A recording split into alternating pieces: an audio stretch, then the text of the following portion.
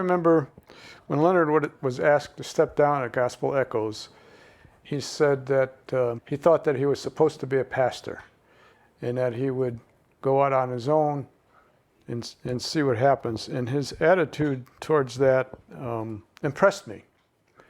So when they had the first service the following Sunday at a high school gymnasium, I felt kind of bad because we had something going on. We weren't able to make it. So I called him directly and I said, hey, we back you. We believe in what you're doing. We can't be there, but I'll be there for the second one. So that's how it all started with that. And, you know, we wanted to see, just he impressed us with what he was doing and the way he approached it, and we went with him. And I wanted to add to that, I remember when the split happened and I was in church and the battle between the former pastor and Pastor Leonard. It was very scary to me to hear what was going on and the tension. But I was so very impressed with the way that he handled himself. And I thought, I want to be a part of this church and this pastor. We found the church when I was into my Christian walk for about 5 years. Kathy was going out of town to lead worship at our previous church in Florida, and I happened by Covenant of Grace while she was out of town, and I really enjoyed the worship time and the teaching, and so I phoned her and told her that, hey, I think I found our church. She showed up with me the next Sunday, and I'll never forget her turning to me and smiling during the worship time, because it was something both of us were looking for. I remember that so well, and just being so tired from going out of town and leading worship and praying that weekend and saying, Lord, how long do I need to do this? Because it was tiring. And the answer was very clear: when you find your church. And that was the Sunday that Danny called me and said, I found our church. The first Sunday that we both were there, one of my favorite memories is Leonard mentioned something during the sermon about a lot of the people went to Luby's after the sermon. So we asked around and found out where that Luby's was, and we showed up, and sure enough, there was a large table with a lot of the people from church there, and they invited us in, and we just really enjoyed our time there as newcomers from out of town ourselves. We were brand new in the Phoenix area, so we just felt embraced and loved, and everyone there, we really enjoyed that. La iglesia que iniciamos nosotros hace 24 años, pues necesitábamos un lugar de reunión. Y nosotros pasábamos por aquí, por la nueva avenida de la Peoria, y mirábamos la iglesia. Y sentimos muy fuerte un llamado de parte de Dios para venir a preguntar si podían darnos oportunidad de usar las utilidades del edificio. Y de repente pues vimos que el pastor y la pastora Griffin, ellos fueron muy amables desde el principio. Desde el principio nos abrieron sus brazos para recibir a la iglesia. Y le doy gracias a Dios porque Dios nos permite ya trabajar 22 años de este lugar como pastor, y siempre hemos recibido bendición de parte de ellos. I went into the office, and I can still remember sitting in his office. Carol and I were sitting in the office, and I explained to him how the Lord had moved in my life and taken my life, taken charge of my life. And it was a very tearful moment for me. I was choked up quite a bit when I was listening to it.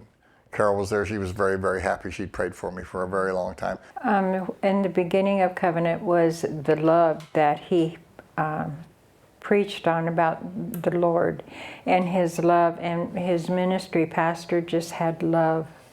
And it just, you could feel it, even though there was issues and turmoil and trying to get everything organized, but still there was, the Holy Spirit was so strong. It was wonderful. And it was pastor just being the Lord's servant. He was just amazing. And I'm with first service that I was there, which was actually Easter of 1988. And everybody was in there I'd never been in a charismatic church before in my life. And everything was going on, and I'm sitting there like this. And people were raising their hands up, and Carol and I had come out of this little Baptist background. So I said, that must be the thing to do. So I got real close to a column, and I caught a hold of the column, and I kind of inched my hand up like this, and hoping that nobody would see. I closed my eyes real tight, so nobody would see me. That way nobody sees me. Anyway, that was...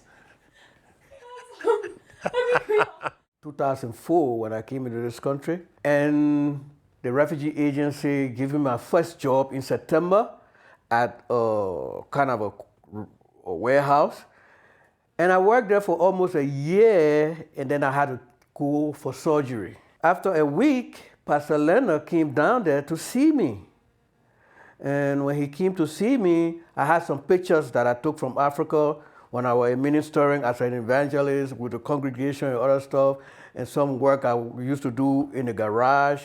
Then I took those pictures out and I showed it to him, and he was going through it. And I believe that he was impressed, and he knew the kind of person I was, to be like a God-fearing person who had been engaged in the gospel business and preaching and teaching other people. And so, I mean, yeah, we developed our relationship, and then I became so close to the church. Back in 1977, 78, my brother invited me to come to Gospel Echoes. He and his family were attending, and they were putting on a Christmas pageant.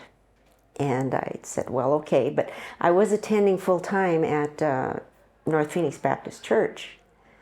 And so I wasn't quite sure about a charismatic church, but I eventually came to an evening service on Sunday, and I loved the worship. It just filled my heart with joy.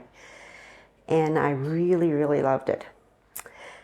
But I didn't feel like it could come full time. I was attending North Phoenix Baptist in the morning and Gospel Echoes in the evening. While they were doing a big building fund, they were moving from their location on Rose Lane to the location that they have now. It was a huge commitment. And they told me that the building fund was fine, we're moved in, everything is good. And then all of a sudden I got this release to be able to move, and I realized that's God's hand moving in my life.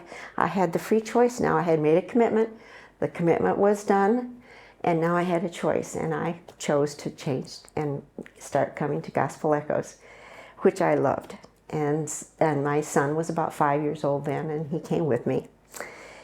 And then eventually, Covenant of Grace blossomed off of Gospel Echoes, and I've been here ever since, and it's my church family, and I love it. At the time, you don't realize that God is moving. You just think life is happening. But when you look back, you can see His hand moving. Marcia and I got married here, and Leonard married us in 1991. And so, you know, I remember that real well because of the things that went right and that went wrong. You know. Well, Marcia, of course, was one of the first people. She was a tape librarian. Wow! Oh, I helped Becky. She worked in the office at Gospel Echoes, so I helped with the library. Wow, yeah. So, you know, I started in 1978 at Gospel Echoes. I was in high school, and Pastor Leonard at that time was not in a youth group. He had just gotten out of the youth group. In fact, this is kind of funny and a little bit of a joke, and Leonard and I have talked about this over the years. He actually did my marriage counseling, and that marriage lasted all of 3 years. So we have this little joke between us about that, yeah, I probably wouldn't use Leonard to do marriage counseling again, if that happens again. So that's kind of a funny thing. But, you know, we started Covenant of Grace, and what I liked about Leonard and Sharon is they are really down-to-earth people. They're just so approachable. They're so common sense. They're just people. You know, some pastors are hard to approach. They don't have time for you, and that's never the case with Leonard and Sharon. So that is what really kind of helped to make my decision up of whether I would go with them or stay with the church that we came from. So I've been here since the very beginning of the church. I remember going initially to a warehouse. Couldn't tell you exactly where it's at, but we did services in a warehouse. And I've been doing the children's ministry from the very beginning. In fact, I had started at Gospel Echoes even before that. So I am on approximately year number 38 that I've been working with the kids. When we first came to the States, we wanted to go to church, but we never found any church. And then who promised to bring us to church? And Solomon, he said he will come in, and he told Pastor Sharon to come and pick us up. She was running a little bit late. She finally came, and we're happy we came to church. Since then, we are here, since 2000. Covenant of Grace is a place it has been a place of refuge for us, we came from a place where we were all refugees coming to look for a place to hide, but spiritually, Covenant of Grace has been a place for us. In February of 2000, we came here and we met Pastor Sharon, and she's the one that just collected us and said, let's come on, let's go to church. And it has all been Pastor Sharon. And your mom too. You and your mom came to our house. Yeah, well, yeah, we love you guys. Yeah, I love you guys.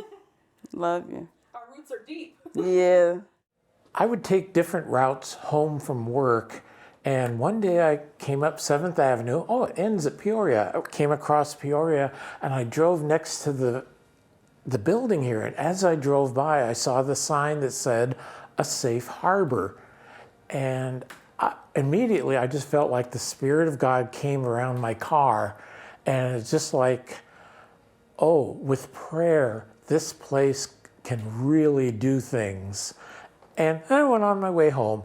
Well, about a year later, my friend Daniel Breimer said, hey, I'm doing the Worship, Watch, and Wait again. This is at a church in Peoria in Sunny Slope. And so I came here and I got to know the worship team along with Kathy Wright and others. And one time there was a Sunday bulletin left over, and it's on that Friday night. So I picked it up. Oh, look at all the events. This looks like a happening place. So I came here that Sunday. Kathy Wright, because she knew me from the Worship, Watch, and Wait, goes, I was praying for you this morning, hoping that you would be here. And the rest is history on that. My mom attended Gospel Echoes way back, and that's where I started in the church, was Gospel Echoes. Now, when the church split and they were in the warehouse and places like that, I really was not attending.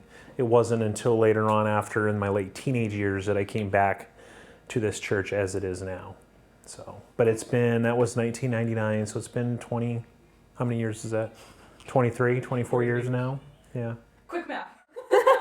Don't look at me, it's not my testimony. So my parents started coming to Covenant of Grace when it was Gospel Echoes, and I was 6 months old. So my first memories are, not really of Pastor Leonard or Pastor Sharon or anything like that. It's just more like children's church back at the old facility. My first knowledge of Pastor Leonard and Sharon, they've just always been a part of my life. There's no first memory. They were just always there. I always knew they were our pastors. I don't remember the Gospel Echo pastor before Pastor Leonard. So he has always been my pastor ever since I can remember, which is really neat, being that now I'm a well-seasoned adult.